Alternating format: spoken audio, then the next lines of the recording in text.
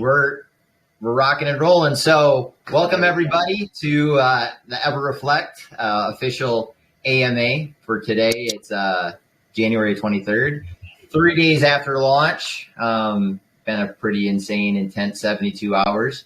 We've had a lot of successes. So wanted to first and foremost address something that just took place a few seconds ago. There's been some conversations in the chat, people asking, worried in regards to tokens that are kept by Pink Sale. And so I've been working with them hand in hand, back and forth to negotiate back the amount of tokens that they keep from the pre-sale, and then also the amount that goes into Pancake. So they just confirmed that there was about 3.6 trillion tokens that Pink Sale had under their control. We decided to buy those back at the current rack rate for EVRF in the sum of about $69,000. So everybody that's watching the marketing wallet will see a transaction for a fairly substantial amount. That was one of the catalysts that I know that we do have obviously a solid marketing budget, but we wanted to make sure that depending on where that price was falling and how everything was escalating, the reason we wanted to buy them back at the rack rate is so that there's no hard red lines to the chart. Those are now back into the control of the dev wallet. So they're in the contract owner's wallet. Some of them will be going back into the marketing wallet. And then we have a number of promotions that are being run for airdrops that we're doing with communities and some influencers. So we'll bring that up. First and foremost, I want to address launch day. I know that there were some people that were very confused, shocked by what had happened in those first few seconds. So I will kind of give you the recap of what was happening on my end as I was watching the contract and watching what was taking place with our anti-bot, anti-whale. The whole goal with anti-bot and anti-whale was to limit the number of people that were purchasing right at launch so that there would be a more even distribution. We set that metric at 2 trillion, tax it was going to be 1.6. What we've seen is that we had buying pressure of approximately 1,200 different wallets trying to buy in the same moment, which escalated the price to a $30 million market cap. And unfortunately, it wasn't relative to any of the sells coming in as well. So what we ended up seeing is that as the price increased, obviously people that were getting in, not in the first 100, not in the first 500, but in the 500, 600, 800, up to 1,000, they were buying EVRF at an exorbitant rate. And we also saw that the sell tax was increasing exorbitantly on the contract as well. So as the rate was going up, sell tax was getting extremely high. We hit over a 40%, almost 45% sell tax. If the sell tax, because of the gas, goes over 50, the contract is disabled. So we were right on the cusp of running out of EVRF liquidity, meaning the 125 trillion tokens that we sent in basically vanished in approximately 10 to 30 seconds. That's why on the AMA, I was reading off market cap 5 million, 10 million, 15 million, 20 million. And then we didn't record it, but everybody could hear in my voice as we got over 25 million. I'm like 25 million, 30 million. We were running out of liquidity of EVRF. The contract would have actually reverted on itself and locked itself. So all liquidity would have been basically locked in Pancake, and the sell tax would have gone above 50%, and nobody would have been able to sell. So once there's only 3 to 5 trillion tokens left in Pancake, the contract can't sell back on itself because of the fact this tax is so high. Hey, Brody. Right. My life. So that's why we had to turn it off. It wasn't any reason so that people were buying. Obviously, certain people ended up buying on that spike. You could look at the numbers when you were purchasing on Pancake. It shot up faster than any of us had expected. And one metric I do want to keep in mind is that I know some people ended up buying on the way up, and they were kind of upset that they thought that they bought at the top. But there were also a lot of buys as it was coming back down. So anybody that say you bought right at the peak and then it came back down again to say 29 million, 28 million, 27 million, all those people were buying on the way down, and we avoided them buying even higher. So if you bought at say 29 million, but you were just over the hump, in essence, you would have been buying at 40 million or 50 million or 100 million. If the rate would have gotten to the point, it doubles basically in value. So Adam, actually, my brother, ended up buying 1 billion for one BNB right at the top because he's slow. There's no other reason. Like, he just didn't get the transaction to go through. But the issue is that above that, it would have been the same amount of tokens for 2 BNB, then the same amount of tokens for 4 BNB. Then 1 billion tokens for 8 BNB, 16 BNB, 32 BNB. The exponential growth of it was too much. The contract couldn't happen. So if we hadn't shut off that metric, because we hadn't seen that kind of buying pressure, basically the contract would have reverted. We would have had to deploy a brand new contract, and this thing wouldn't even be operating because nobody would have been able to sell. Because we locked liquidity for 10 years, that means that we couldn't have gotten it out either. So it would have reverted to everybody having to basically sell off to even take out liquidity. So that's in a short gist of why the decisions were made, why it was split second, and why we had run those 4 mainnet tests were to be in preparation in case we saw something like that. And that's why we had discussed in advance. It's a bold move. We know what we're trying. I think that it potentially could still work for another dev in the future if you limit it to say 100 billion and not 2 trillion. But because of our testing, we knew when we saw those numbers, all right, we're going to turn this off so that people don't get caught at 50 million, 100 million. And that's the reason behind it. It really did save the contract from reverting on itself and becoming a true honeypot forever. So yeah, that was. And kind of one thing to add to that is that, once again, I mean, we did a lot of live tests on the live net. However, in the first 3 minutes, we had over $1.3 million in volume coming into the contract. Obviously, we don't have that kind of capital to splurge on a live test, and it was way bigger than anything we'd ever expected. And as EJ said, I mean, if we hadn't turned it off, we were doing some calculations, probably about another 10 to 15 seconds. If we'd have left it on, people would be buying 100 BNB per billion. Right. Think about that. $30,000 for 1 billion tokens. That's where it would have gone. And so I do understand, some people were kind of upset. A lot of people saw the price and hit click. And that's going to kind of lead us into our next segment. So I'm going to kind of cover a little bit of the basics on how PancakeSwap actually works, what an automated market maker is, simple economic supply and demand. And this isn't to make anybody feel bad about it. I mean, it's happened to all of us too. I mean, shoot. Yeah. We've aped in on a bunch of launches and got totally took. Unimoon, yeah. Yeah, I mean, it's happened to everyone. And we keep saying we'll never do it again. And then, we actually did it with our own launch. I mean, I bought it pretty close to the top. So, so of course, a couple weeks from now, when we smash the new all-time high, buying in at the top, everybody's going to be in the green. It's not going to be that big of a deal. But so a little bit on how PancakeSwap actually works. So PancakeSwap is what they refer to as an automated market maker.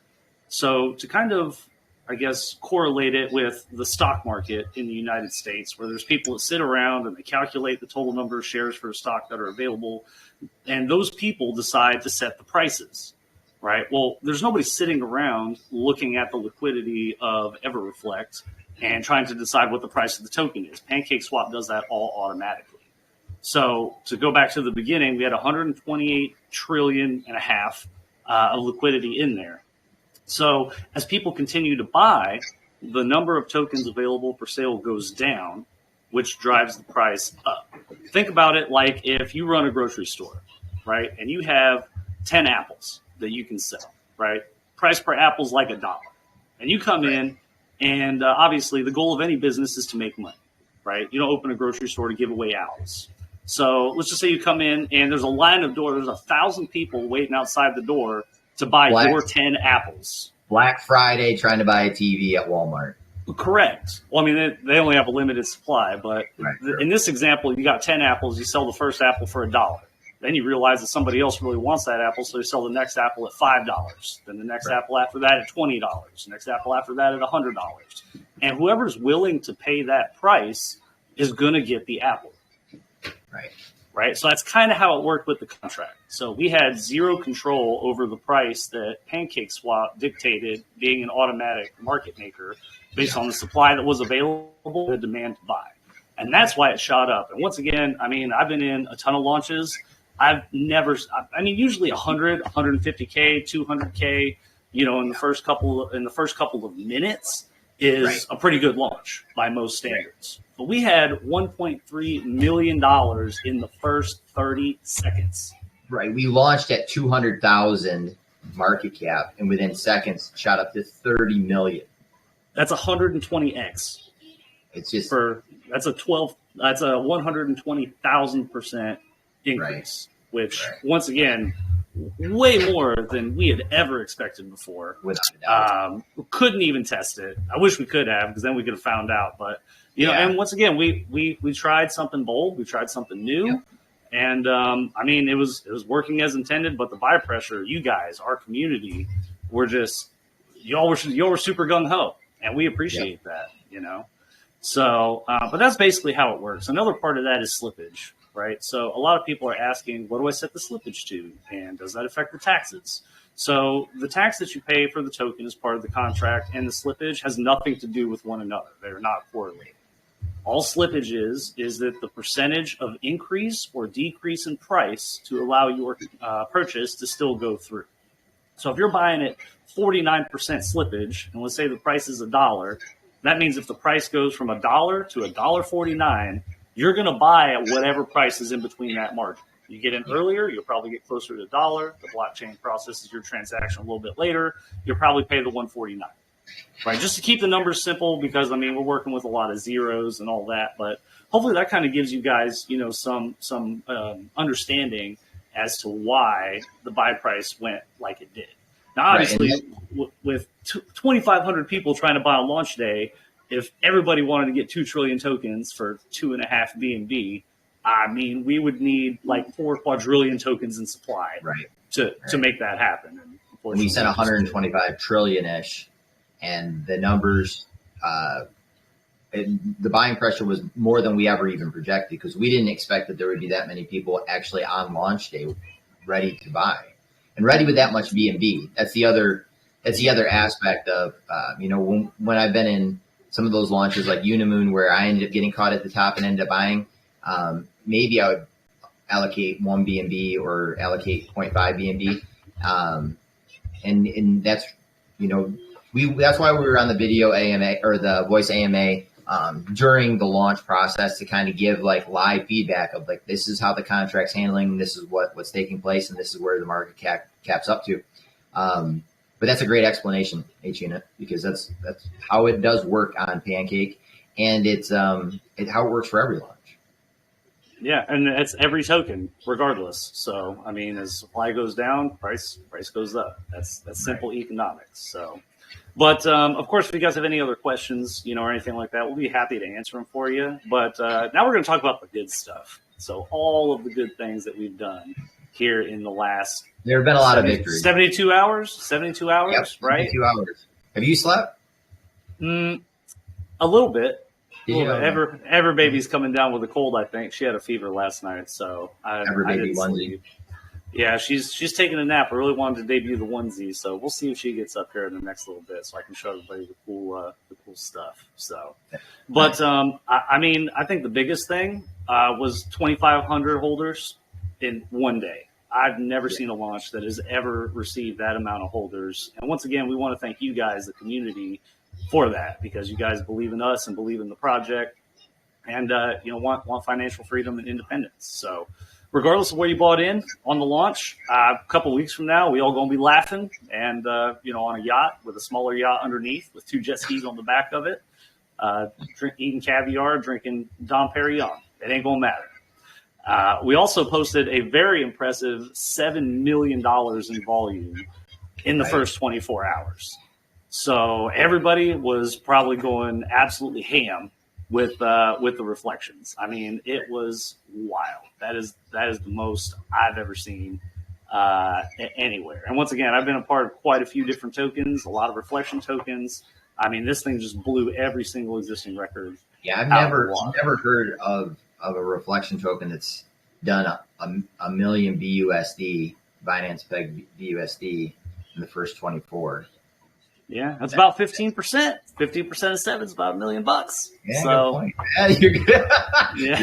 You're good. Yeah. So that was awesome. We also got the CMC listing yesterday. I know everybody saw that without having to pay for a fast track, which is a giant waste of time and money. Right. We met all their requirements. Yeah, and big thanks to Frederick. Adam worked on that, and then also Alex, one of my dad's coworker engineers. That those guys did all the research so that we wouldn't do the fast track, because it's always recommended on CMC to go the actual route that they suggest. And we got it listed, and it went live. They even estimate could be up to 2 weeks. So that's pretty amazing that we ended up getting noticed and started trending actually on CMC last night with top gainers and with new tokens. And still are, by the way. Oh, very nice. So, yeah, so good stuff there. So yeah, amazing. Well, now of course the next question everybody's asking about: when marketing, when Lambo, when Moon, when. Yep.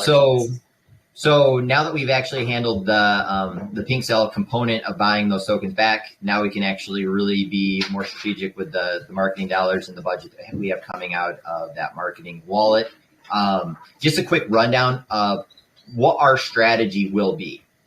This strategy, it goes back to what we started in November of organic growth, organic friendships, building rapport. I understand that there will be a lot of adversity and there will be certain times that emotions get caught up into this stuff. But what we were going to keep encouraging and what we're going to continue to keep pushing with all of our marketing strategies is that organic growth. Now, how are we going to do that?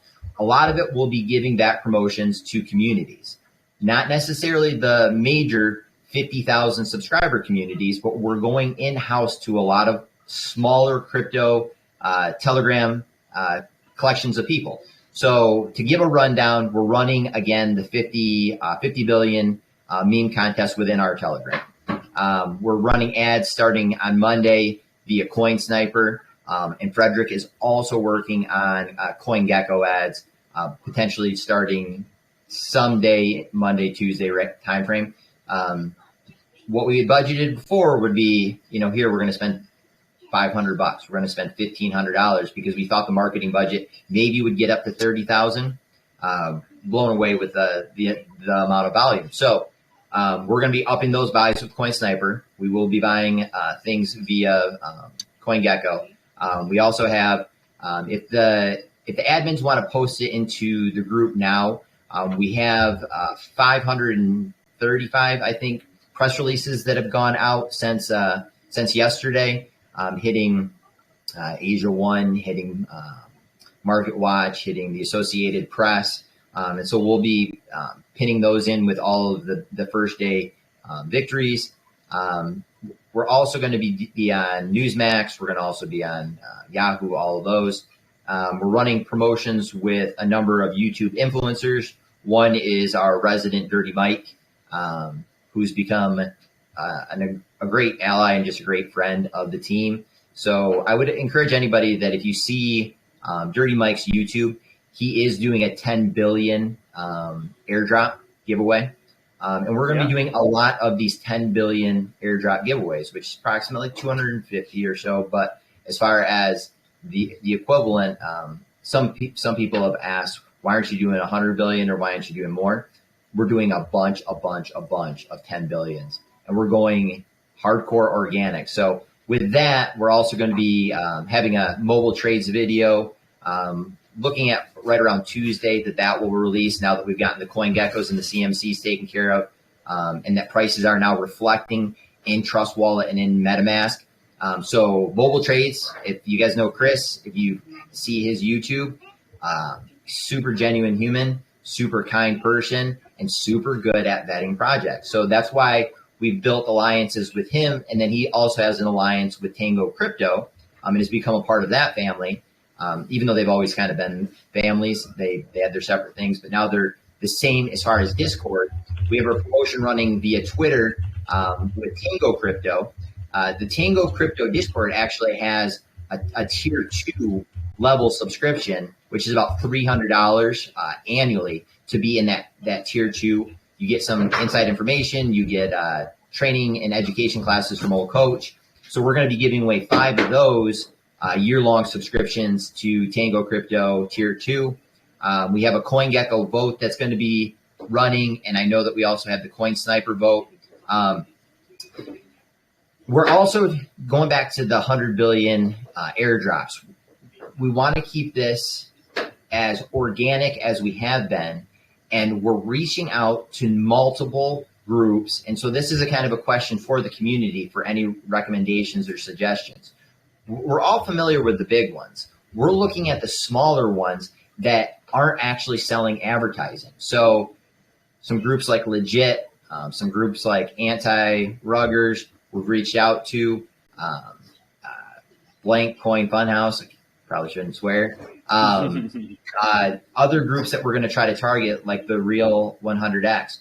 We don't have all of those lined up, but some of those alliances we do have lined up. Those are small crypto Telegram groups that we know have investors that they're actually not selling advertising. So our targeted marketing will be something that maybe if you're in that group, you'll see, oh, hey, this group's doing a 10 billion airdrop. Hey, this group's doing a 10 billion airdrop.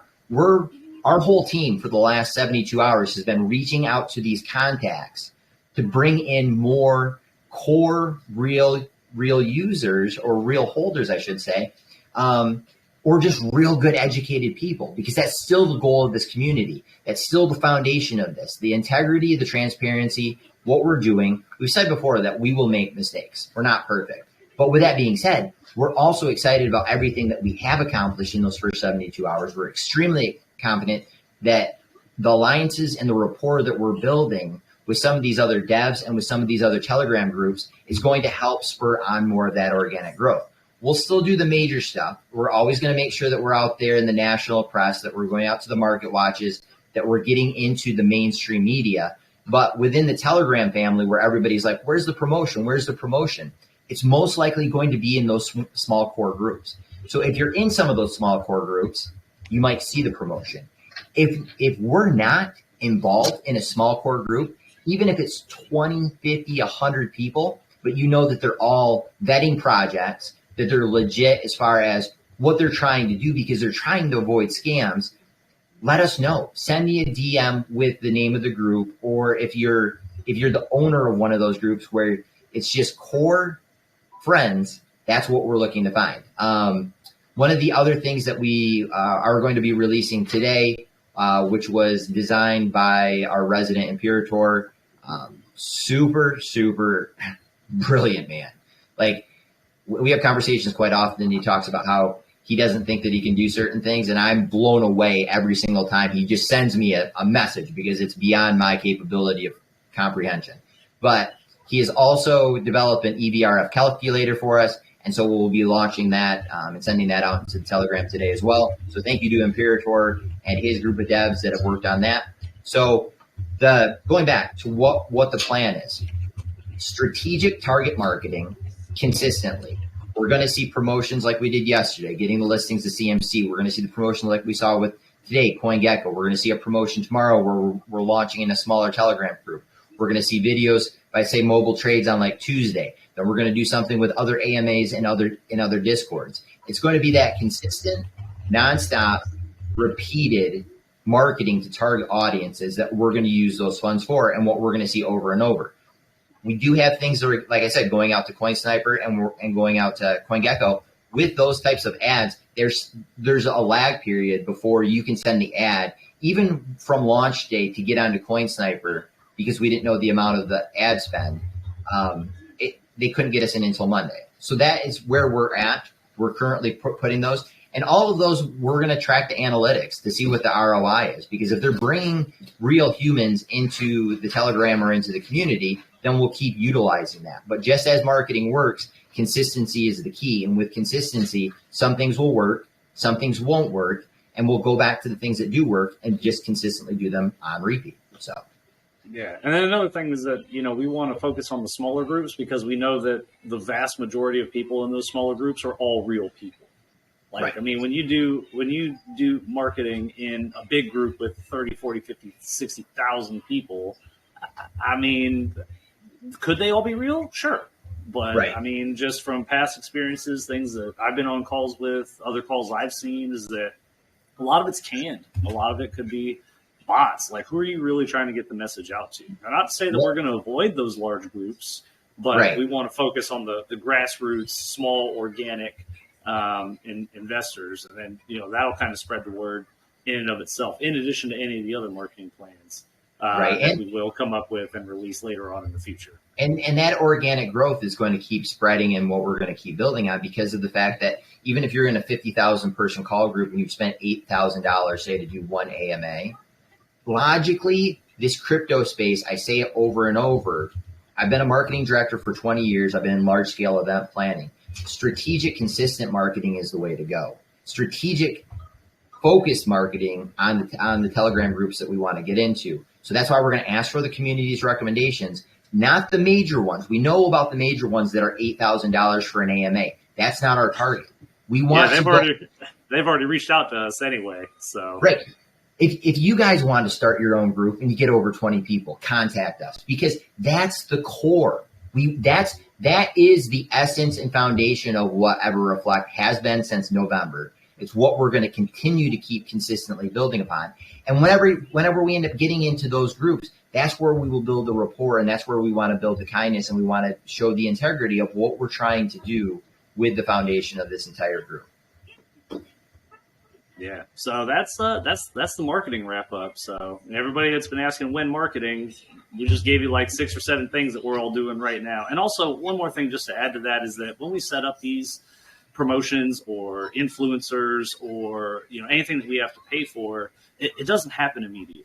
Like, it's not like I send B&B to this YouTuber's wallet and then 30 seconds later there's a video posted about us. It's going to get 1 million views and go viral. Like, everything takes time. So the fact of where we are right now, over 3,500 holders, we're holding steady at that $10 to $11 million market cap, when the whole market is down 30, 40, 50%.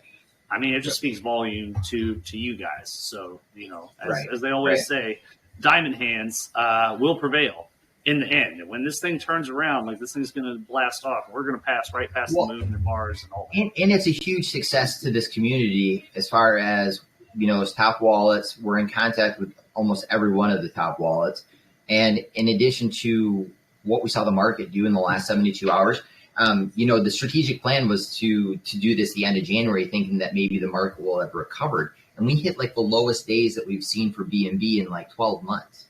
I mean, 350 or 340 in some cases per BNB. I mean, it was just a few weeks ago that we were talking about it being 600. So that also does affect market cap, and that also does affect just the volume for every token, because we are tethered to BNB. So then volume of BNB is also going to be affecting our volume. And we did some amazing volumes in a down market. And then we have some great things coming as far as with the next AMA after this will be January 27th, where we'll have 5 trillion, which is crazy. Just think about this. Okay. And this is why I love this concept of trust with our group, about the delayed dev burn, where everybody's like, oh, they're just holding back tokens, or they're doing this way. We're still burning 95 trillion. Yeah. So next week we got another 5 trillion. Adrian, just think about this. A few minutes ago, we had to negotiate with Pink Sale to buy back 3.6 trillion that just went back to the dev wallet. We paid for it out of the marketing wallet, and it was just under 70,000 BUSD for 3.6. Mm-hmm. And on Thursday, January 27th, we're going to burn another 5 trillion. And we're going to do it every week until all 100 trillion are gone. Like, that to me is like one of the coolest parts about this project with us doing the tax reduction is I think kind of unique and special to this. 15% BUSD reward I think is pretty special to this, but a delay burn that we're doing for week upon week to lower that circulating supply. Anybody that's here in the first 72 hours is still so early, because you think about it, even if you wait until the taxes are eliminated. Lowered. Mm-hmm. Right. Well, lowered, not eliminated. Right. Some right. We can't eliminate all of them. We'll get it down to a 17% tax. But even if you're here in the first 72 hours and you bought at the top, I understand. I've gotten emotional about stuff buying at the top too. But if you think about this strategically, right? By February 10th, we'll be lowering the tax to 17%. So right there is a boost that you won't have as much of a sell tax or a buy tax. And in addition, that we're going to be lowering the circulating supply by 5 trillion every week, other than February 10th, that we're burning 10 trillion. So just think about where the market cap will be as far as that price point goes, because when people see that we're basically eliminating 5 trillion, which would probably be in the price range of about 100K, I think it means a lot. It means a lot to show that this team is serious about this. We're here for the long run, that the NFT ticket minting is coming, that the BSC chart will be something that people will want to utilize, and then ad spends become a part of our life, so that we're not spending thousands of dollars on CoinSniper and thousands of dollars on CoinGecko or other websites, MarketWatch, Yahoo Finance, all of that, because we've become one of those sources for ad spend and digital ad spend, which we know in this space is massive. Yeah, and then also on some other fronts related to marketing, I'm currently in talks with an order filler distributor to make EverReflect merch. So we got some great mock-ups. That should be coming here in the next couple of weeks. I got him making some templates, sending me some ideas on top of the ideas that Stu, who does a lot of our coding and everything, has already come up with. So we'll be using those in giveaways as well to the community. So that way we can all represent EverReflect and try and get the word out there and all that sort of stuff. Right. So right. I think next week I might just get like a metal bucket and make like a little certificate that says 5 trillion EVRF tokens. I might just set it on fire right on video. Just because I think that would be pretty cool. This could be a promo idea. Or even better, just take a check for like $100,000 and set it on fire, because that's basically what we're going to be doing, burning that 5 trillion tokens. That is going to be interesting. Yeah. So maybe what we'll do is we'll run some other. I know we've been doing the meme stuff, but maybe we could do, because the TikTok stuff was amazing. Everybody that produced TikTok and were the winners for that. Those TikTok videos are great. I downloaded all the MP4s and have just been like throwing them out there because it's just, one, it's cool, and they're all unique. Like, everybody is so different and creative about the ideas of how they do a video on TikTok. But yeah, that would be cool. Like, show us what it looks like to burn 5 trillion EVRF. So January 27th is going to be a fun AMA as well. Oh yeah. I mean, they're all fun. I mean, we always have a lot of fun on these things. For sure. So it's always fun with you. Oh, listen to you. Listen to you. You flatter me. Flattery will get you everywhere, my friend. Well, I mean, I think that was all the updates that we covered, right? I mean, we wanted to talk about the anti-bot thing and how automated market makers work and why the price did what it did. So I think we covered that. We covered all the cool achievements that we did. We covered a whole slew of marketing that we've already got lined up. I mean, EJ, you got anything else? I mean, or we just open it up to questions. Other than going back to the gratitude and being humbled. Like, I know with the insanity of what happens with the launch day, but geez, everybody look at 1 million BUSD rewards, over 2,500 holders, and then now over 3,000 holders in 72 hours. Like, thank you. Like, that's the amazing part of having a community organically built on friendships, because there's always adversity. There's always anxiety with these types of things, but that's why we're here and why we want to make sure that we're in direct communication. And certain times during Telegram or whenever, if people are starting to get kind of like anxious, like that's why we're trying to be there. That's why we're trying to do things for the community and show just our gratitude to everybody that's here, because we're trying to make this the most successful project of 2022. And we have the start.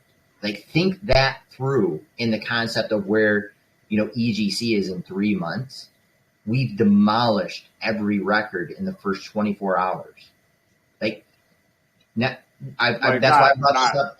Yeah, not just demolished. Like, it's like I said, it's been amazing. So, and once again, just like you just said, we want to thank you, the community, because without you guys, I mean, we wouldn't be here. You guys smashed those records, and hopefully, like I said, hopefully some of the admins, I sent over the Google sheet, and actually, if people want to even share the Google Doc with all of the press releases out to the community, but like the press releases for Market Watch and for Asia One and NBC and CBS and all the major media outlets.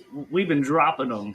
We have been dropping them, my friend. They are all in the main chat. Oh, fun little bit of news that I just received. So our D app is almost completed. So so hopefully we can have the D app and the reflection calculator at the exact same time, which would be pretty cool. Yep. So as everybody's favorite word likes to be is imminent. It is imminent incoming, which is pretty cool. So I guess we'll go ahead and open it up for questions. So first off, this first gentleman here, Old Coach Crip from Tango Crypto. For those 5 lucky winners that get the Tier 2 subscription, I strongly recommend you listen to some of his classes. He's got a wealth of information. So, Coach, what you got for us, big dog? What up, Coach? Well, how you gentlemen doing this day? Fantabulous. Better now that I've heard your voice. I want to commend y'all for your quick action. I have a little insight that I try to spread to folks about what y'all was going through on that opening day, and the math and the computer dynamics and the code is all interacted in a way that a lot of folks don't understand. And I do my best to put that in plain English for folks. But there is one thing that had never come out that a lot of folks don't understand. And I would like to know, because you think about things really, really, really hard before you do them. And that shows a very good business approach.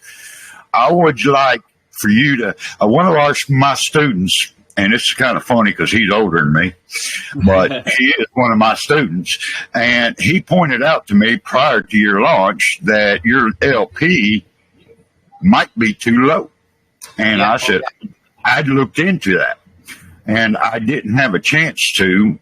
Well, actually, I just didn't do it. I should have, because I told him I would, and I didn't, so shame on me. But anyhow, I did look into it right after the launch and saw your problem before you did. And I said, crap. And I said, I should have brought that up before the launch. So can you explain to us in just plain old everyday language so old Coach can understand you, how you came up with that 128 trillion in your LP, so the folks out there understand that that's what stopped. That's what the bot was eating up. Right. Well, the simple answer is that we made that decision around December 10th when we had 100 people in the Telegram. And so all of those metrics, all of that math was put into place when we were seeing EGC pink sale replicas that were coming out. They were doing their hard caps on pink sale for 450 BNB, and they were selling 7 trillion tokens I think, or 700 billion, I think it was. But you could buy up to 7 trillion tokens per 10 BNB. And they were failing. They weren't hitting soft cap. All of November and all of December, there was a lot of replicas. So then when we put together the metrics and the math for this, we went at it from a much more conservative standpoint, that the math should be 195 BNB going into pre-sale, 125-ish, 124 trillion going into pancake. Those two kind of would offset themselves as far as the math. If we're projecting, 500, holders, because 500 holders was the goal, because that's the number that's thrown around to get onto CMC. So December 10th, 100, maybe 12 people. You know, I don't think we hit 100 Telegram members until December 11th. I think if we go back, that was the day. So when Frederick, myself, were going over the math and we discussed it with the board of directors, we're like, okay, this seems reasonable, because people are launching reflection tokens. They're a dime a dozen. I mean, EP and I had multiple conversations, and he's like, isn't it oversaturated? I'm like, yeah, it is. There's the concept of a BUSD reward reflection token. It's oversaturated. December 10th comes, December 12th. All right, December 15th, we're still doing the math. Telegram's growing a little bit. We decide that we're going to launch the pre-sale January 18th, but we wanted to put it on sale December 20th because we wanted to give time for organic growth.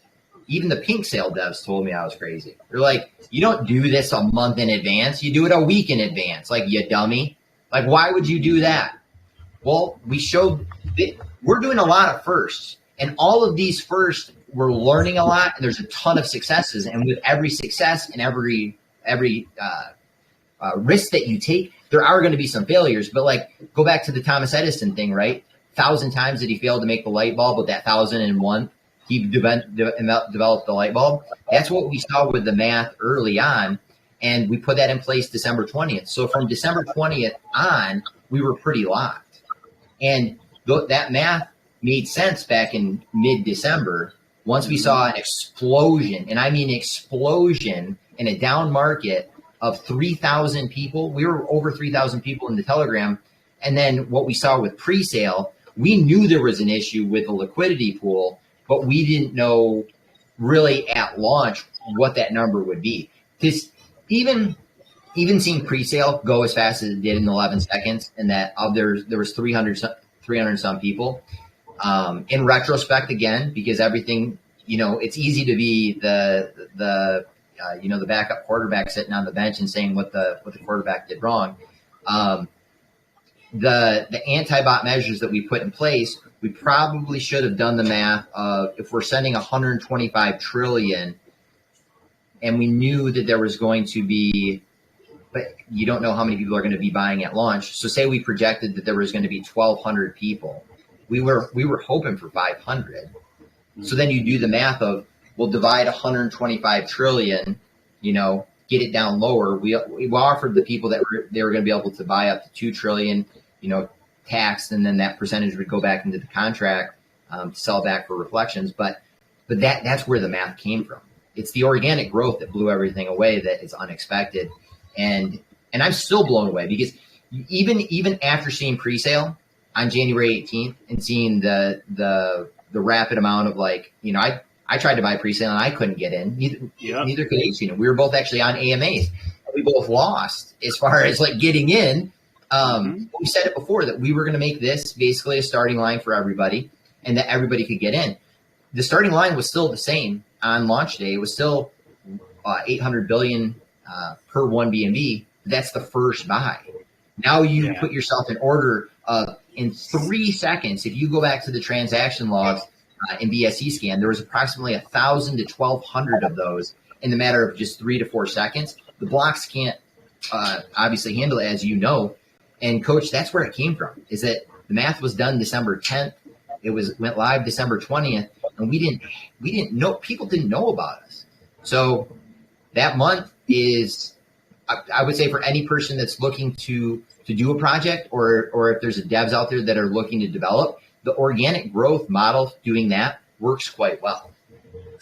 Well, basically, it's just an educated guess on what you expect. And what I try to teach folks, and you did a very good job of explaining that, is that there ain't no finite math.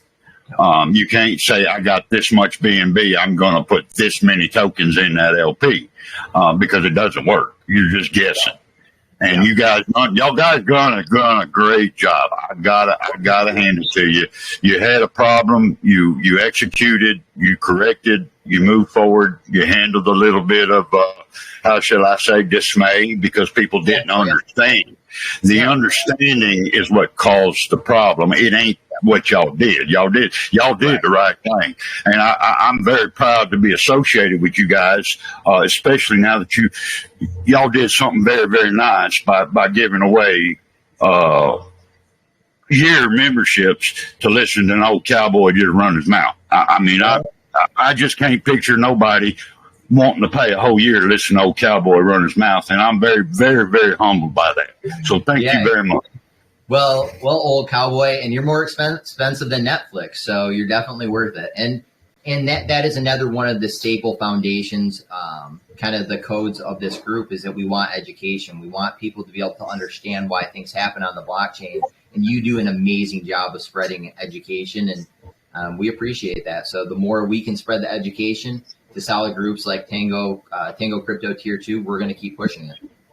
Well, thank you much, and I'm sorry I took so much of them other folks' time today, because what they need to say is a whole much more important than what old Coach got to say. So y'all have a great day. Thank you for listening to me. Thanks, Coach. We appreciate you.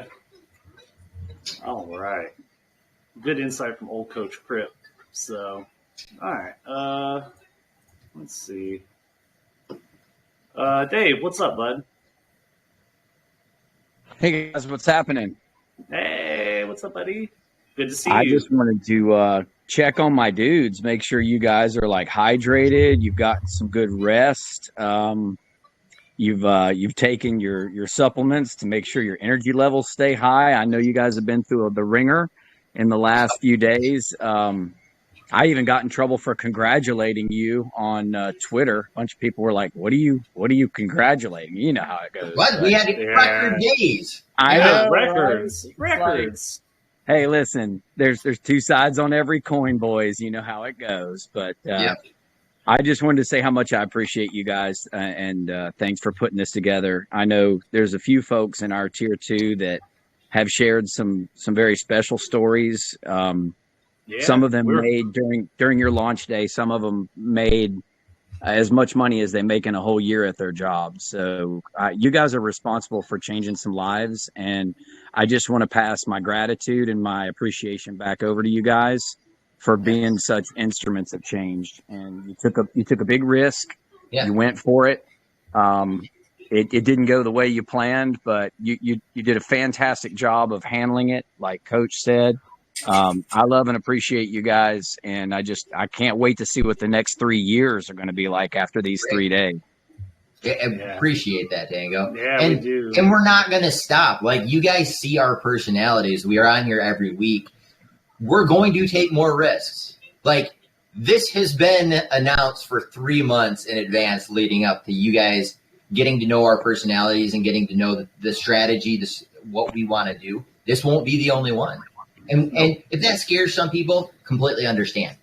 If it excites you, then good, because we need to take some steps in this space. We try to do something that Tango and I talk about all the time, of slowing down the dog years of crypto. We're still going to keep trying that.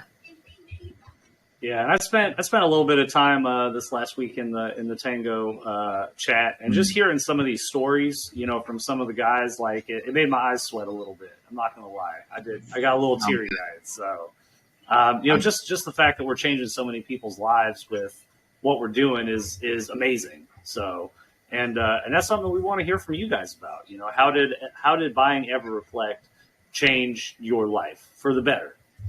Right, because I'm sure for the 2 or 3 guys that I talked to in there, I'm sure there's probably at least another 15, 20, 30, 40 people out there that, came out well ahead. And that's what we're here for. I mean, that's what the community is all about. And think about it. Everybody talks about all-time high, all-time high. All-time highs come with consistent marketing. We're going to consistently keep growing this group and this community. We're going to keep up the positive morale. We're going to keep the positivity up within giving back to the community. And all-time high right now is 30 million market cap. Like look at what similar tokens with 10,000, 20,000, 100,000 holders can do. 30 million market cap seems massive, right? But we turned it off to save the contract. Now, would you just say that we shouldn't have done that so that we could have hit 100 million market cap day one? or would it be much more strategic to be able to build up to 100 million market cap in a month or 2 months or 3 months? Like, this is all planned out. This is all strategic. Some parts will work, some parts won't. But with that strategic plan, consistency will be the key, and we will keep doing it over and over. And we plan to make sure that everybody that did get in on launch day, that they basically do get back above where their trade price was. Yeah, that's the goal. That is the goal. That's exciting. I'm just really fired up, and I know we've got some things planned for the future with you guys. Yeah. And I this is a long-term strategic partnership between our two projects, and I'm just really super excited to be a part of what you guys are doing. And just once again, thanks from everybody over at Tango Crypto. You're doing a good job, and we're proud to have you guys in the Good Guys DeFi. I cannot wait to see a Tango Crypto NFT EVRF minted ticket. Yeah, let's go. Let's go. That's let's what go. I'm talking about. Yep. Next, Tony Robbins. Yeah, Tony Robbins. I love Tony Robbins. All right, let's see who we got. So, James, you have had your hand up for a little while. What you got, James? What can we answer for you? How can we make your day? Yeah, hey guys. Just to kind of go back to the launch day thing. I hate to beat a dead horse here, but I was just kind of curious. It went to 30 million, and then as soon as you turned off the bot agent, it kind of dropped right back down to like 5 million market cap. Yep. I mean, do you think that, it would have been better served not to have that anti-bot measure in place from the start? Like, it seems like that was the cause of the issue. No. Well, I think what would have been better is if instead of capping it at 2 trillion, we would have capped it at like 150, 200 billion. Yeah. Because that would have allowed more people to get in with that transaction limit. But I mean, the 2 trillion transaction limit I think it was a little bit too much. And once again, we weren't anticipating that level of volume. If we could go back and do it all over again, I mean, that's probably one thing we could have done better. Well, and think about it. But as soon as you turned it off, the price seemed to like stabilize. The second you turned it off, I mean, it dropped instantly. What was the cause of that? Why did it do that? Selling, because we had to have people sell to put liquidity back into the contract. If nobody had sold when we turned off the anti-bot or whatever, we would have ran out of tokens. Contract would have locked up. It would have been a CF. But do you think it would have stayed fairly level if all of that could have happened from the beginning? Well, like they could have done the buys and sells to start out with, and it would have stayed. No, you need to have some metric. You have to have some buying limit in place to start, because otherwise bots would have taken up the full 100 trillion. So we needed to have a limit. Almost all pink sale launches will utilize their anti-bot and set a metric of a certain number. We set it at 2 trillion. Like H-Unit said, we should have set it at 100 billion. But basically, most anti-bots will only run for a few seconds. So the anti-bot actually worked. The anti-bot did everything that the anti-bot, the amount that it was, what it said it was going to do from a pink sale standpoint. And it did actually limit all those buys at the beginning, because if you don't have something in place, if bots get in, they don't buy 2 trillion. The bot buys 50 trillion. Right. So it worked from that metric. And it didn't, and if you go back into the first transactions, there's some real wallets in there too. In that first 100, it's not all bots. But the issue is that a bot can still be faster. And then the bot got in, and then there was 1,000 to 1,200 repeated buys in 3 seconds that happened right after that. That's not anything, you can't wish for that. Like, you can't even predict that. Then once it hits the top, if it runs out of EVRF, right? If we put in 125 trillion into pancake, and there's only buys, and there's no ability for anybody to sell, because none of the pre-salers were the ones that were selling. It was all bots that bought right there at the beginning. Once it gets up to that high, and then there's no selling, the sell tax becomes over 50%.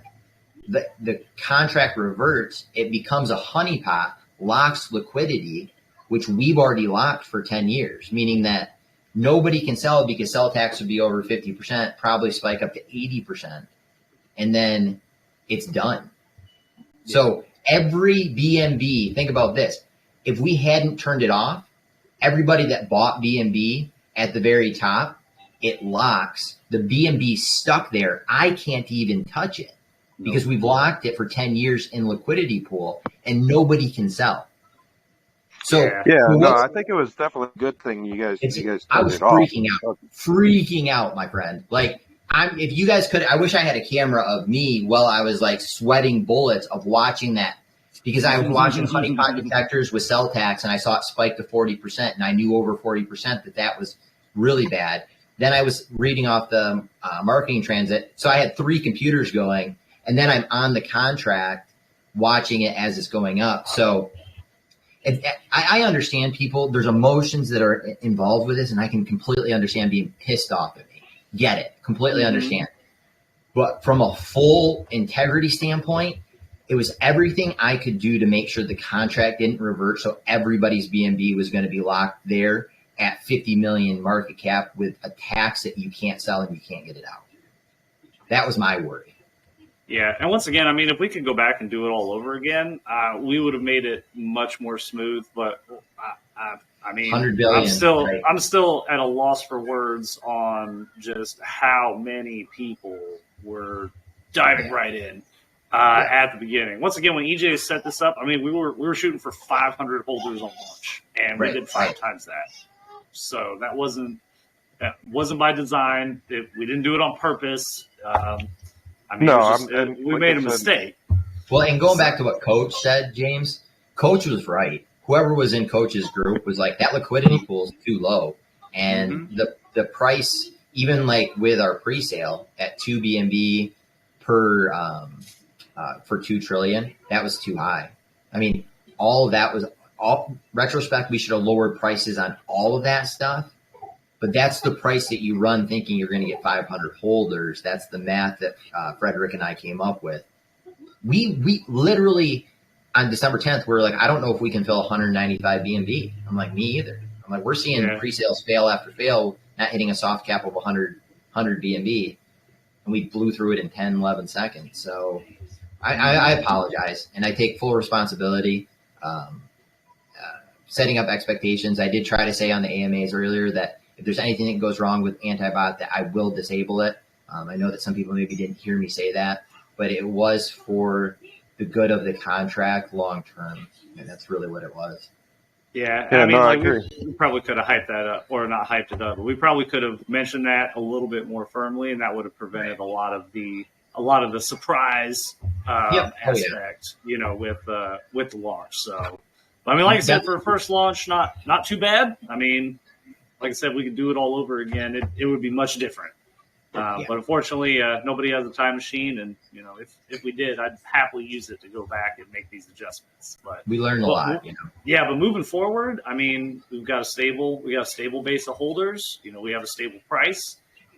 It's still really early to get in, especially with what we've done the last couple of days. I mean, I see when the next couple of weeks comes around, market turns around, we continue to burn trillions of tokens every single week until we get that circulating supply to 400 trillion. I mean, even if people bought at the absolute top, they're still going to be in the green, and that's the goal. Right. We'll still have lower circulating supply than EGC or SafeMoon version 1. It's just now the concept of holding it makes a lot more sense too, because the benefits, even if you do want to say unload it, what's the big, I mean, unless you absolutely need the BNB now, but if you end up waiting a week or 2 weeks, all of those metrics that come into place should help impact both the price, but also impact the number of people that are coming in to look at the token and utilities that are coming. I mean, logical, strategic, utilities for digital ad spend and NFT ticketing. So. Yeah, that's gonna be the ticket right there. No, like I said, I think definitely turning it off was the right thing to do, and I was just kind of curious if you thought the anti-BAT measures in the first place might have caused some of the issues, but yeah, I'm definitely looking forward to the NFT minting. Can't wait for that to come out, and I'm super excited about that. I think that's an amazing idea, and I can't imagine anybody not wanting to do that, but yeah, looking to see what happens here. Thanks, guys. Well, thank you, James. Appreciate your time, bud. Yeah, we appreciate you, man. Thanks for being a part of our community. Yep, Crypto Keltner, what's your question, bro? What can we do to make your day better? Yeah, I mean, you've already made my year better, but I just want to say the things that happened and how quickly and how fast y'all responded to what needed to be done just shows the integrity of it. For the people that may have gotten in at the top, unfortunately, it does happen, but it's a product of the success of the company and where they're going. So just imagine how many people wanted to buy this. It's just going to go tenfold. Everything starts rolling out. And yes, it may have sucked at that moment, but just know that you were a part of something that was great. You know, it was just breathtaking and crazy that happened. And it's only going to happen more. And just congratulations is all I want to say. Thank you. Thanks, Crypto. We appreciate that immensely. It's truly humbling every day to even be in this position and to have people like you speaking to us. So thank you. Yeah, and you and other holders like James, you guys are EverReflect. Right. That's you. Right. 100%. All right, Fubu, what's up, man? How can we make your day better? Yeah, hey, Servus. Thanks for your sincerity from your comments earlier. And I have a question regarding tokenomics. Yeah. So you are going to have a delayed burn of 10% of the supply. And that's it, yeah? There will be no more burns after this. Yes. So there won't be like team burns, and there won't be like community burns like what we're doing with that 10%. Additional burn will come from utility. So via the digital ad spends that we'll have on the BSC chart. So basically, if you buy an ad like you do on Google Ads, if you buy an EVRF ad for your token, then a portion of the EVRF will be burnt. And then also with the NFT ticket minting, if you end up purchasing a ticket from our platform to be able to utilize one of the tickets, there will be a burn component in that as well. Okay, so the deflationary aspect of the token will be kept over time, basically. Yeah. 15% BUSD, always. Yeah, the initial 50% burn and then the 10% delayed burn, that's all the burn that's coming from us, the team.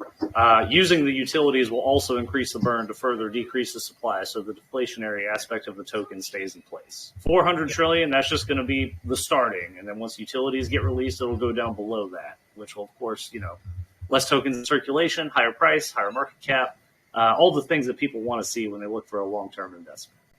Yep. Okay. Can I ask one more question, please? Yeah, sure. You just did. No, I'm just kidding. Hey, come on.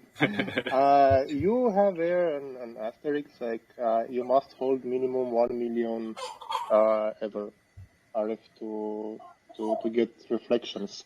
Will this amount be kept if you go to with the market cap to a certain value? So if 1 million EVRF will mean 1 BNB, for example. Right. No, we would lower that.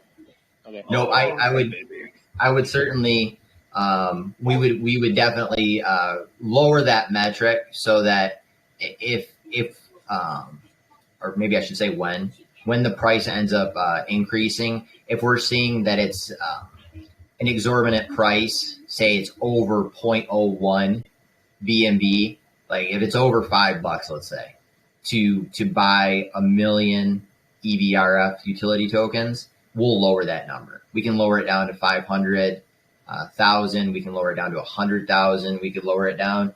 I've tested it down to 100, to be honest. On the other 3 tokens that we have on the mainnet, I've lowered that the threshold for the swap numbers, what the dividend wallet will be swapped at. I've tested that a number of times on the three other mainnet tokens, and then I've also tested the lowering the threshold of tokens that you have to have in your wallet to be considered in the dividend tracker, and so we can lower that as well. Okay, great. Thanks. Yeah, thank you. Good job, guys. As we can see, we have a special guest. Yeah. Well, bless you. Yeah, she just got up from a nap. Mommy's got her onesie in the washer, so she's not wearing her EverReflect onesie. I know. I was like, damn. I mean, I get it. She's probably been rocking it the last 72 hours, so mean, I just got it yesterday, so I just got it yesterday. So babies get onesies dirty quickly. Yeah, that's especially this one right here. So, well, what's up, man? Where's Stu with the guitar? Yeah, we're Stu with the guitar, so I can put the headphones on her. So, all right. Anybody else got any other questions? And thanks a lot, Fubu. You are EverReflect. I mean, that's awesome. Looks all right, like Juan. Yeah, Juan Fernandez. What's popping? Yes, hi. Congratulations. Hello, everyone. Thank you. I have two questions. When dashboard? Because that's important, I believe. I mean, psychologically, emotionally, people want to see the reflections getting built up. Yep. And H-Unit had just brought that up at the beginning of this AMA, that our lead technology officer, Stu, there was some testing as far as processing BSC for Meta, or for Trust Wallet, I think it was. So minutes, hours, it's going to be released here in a very, very short period. But we don't know the exact minute, but it's coming very fast. Kind of like the CMC last night. Like, CMC's coming. And hopefully within the next 24 hours, we can launch both the reflection tracker and the D app all at once. Yeah, we have a calculator and a dashboard that are both being released, most likely today, but by tomorrow. Sure thing. Because that helps people on the backside. They calculate the rewards. Can you repeat that? Sorry, it was breaking up, Juan.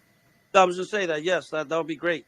Psychologically, people, will know what kind of bags they need to in order to, build up the bags. And then it also, I just saw Stu, and then it also brings up all of the rewards collectively that the contract is distributed out, and that's over 1 million. So that number's pretty staggering too, and it's awesome to be able to see it just in person, but also to be able to look at as it's going up, because it almost doesn't seem real. You know what I mean? Like 1 million BUSD in rewards. That's 1 million. Over 1 million. That's a lot. And with the D app, you'll be able to see how many rewards you've already collected, as well as how many are going to be due to you. What are you doing? She's excited. She's very excited about the D app. So. And claim them, and then claim them if you want to pay the gas for it. Yep. I also wanted to ask about the rewards cells. Is that taxed as a normal transaction, or it's not taxed? So when it sells back on itself, you can go in and you can see that it's actually taking it back out. So if you look into a sell transaction, you'll actually see a large number of BUSDs that are in each of those transactions going out to specific wallets. So no, it's not taxed. It's not like it's taxing the tax, but you will see that those transactions are sells because it's pulling the liquidity back out of the contract. So long story short, no, the transaction for the contract sales does not apply 20% tax to itself to add back to the reward contract. Right. Yeah, so it doesn't do that. It's basically the dividend tracker is tax exempt. So whenever it sells, that's the amount of tokens that are being sold. That's the true dollar amount that's going to be distributed. True swap, right? Yeah. Got you. All right, thanks. Those all my questions. Again, congratulations. Thank you. And God bless you. Beautiful baby, by the way. Oh, thank you. I appreciate it. God bless you too, man. Wherever you're at today, hope you have a wonderful Sunday. Yeah, thanks a lot, Juan. You are EverReflect, 100%. Stu, you're gonna hit us with some jams.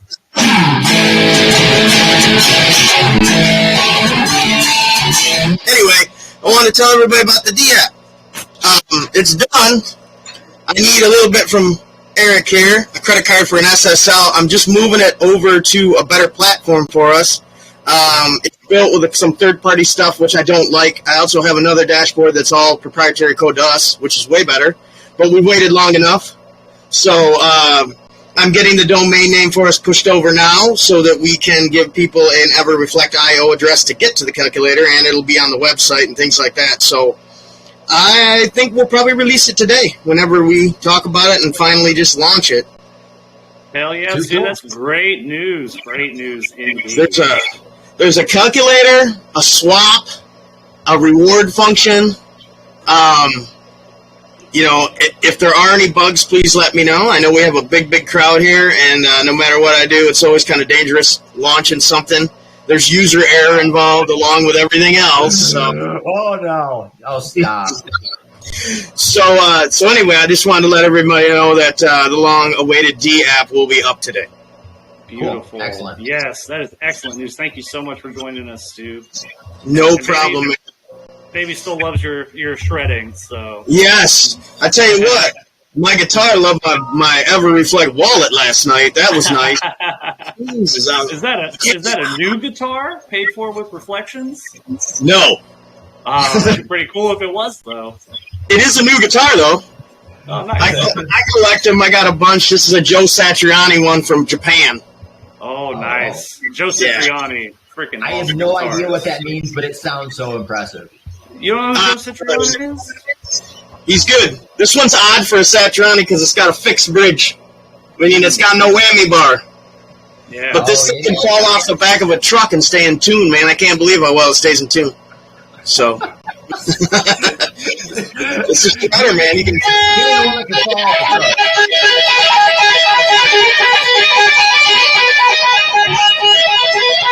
Anyway, it's a tapping guitar, man.